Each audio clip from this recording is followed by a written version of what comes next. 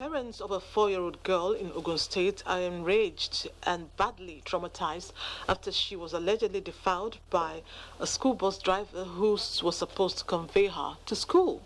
Let's join HAKEEM JIMOH as he reports on the incident that allegedly happened in ODO-KEKERE area of OGIJO in Ogun State.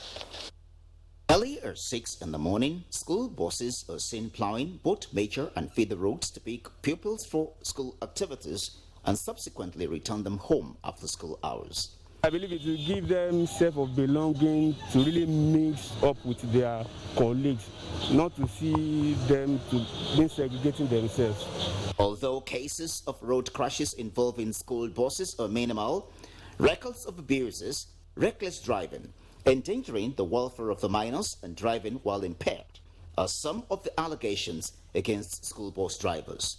Humble Michael is a school bus driver of a private school in OGIJO area of Ogun State. He was doing this job unhindered until he decided of his own volition to engage in a sexual assault of a 4-year-old pupil while taking her home from school. He has, however, confessed to this horrific crime. I've never in my life fallen a victim like this. I've tried to humble myself.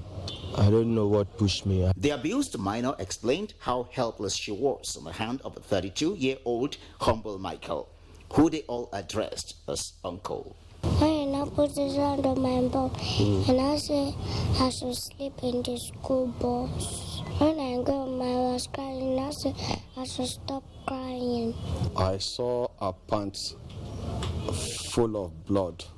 So I now called her mom that she will observe her very well. So her mom now told me that it is blood. From there, we now called the proprietress of the school to let her know exactly what is going on.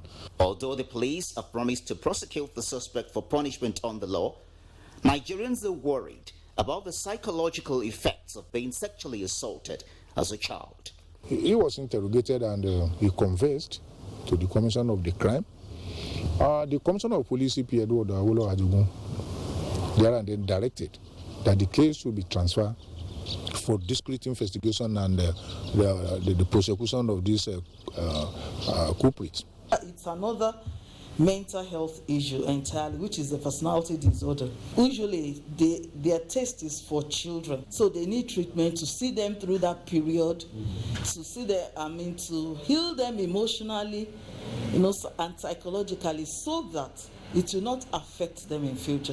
A lot of women are coming to the forefront, are coming to the social media space to talk about how they were assaulted and going on to seek interventions, pursue their case to a favorable conclusion. Stakeholders call on government to initiate policies capable of subjecting school bus drivers to mental health tests to determine their physical fitness, as well as introducing devices to properly track activities of school bus drivers while behind the wheels.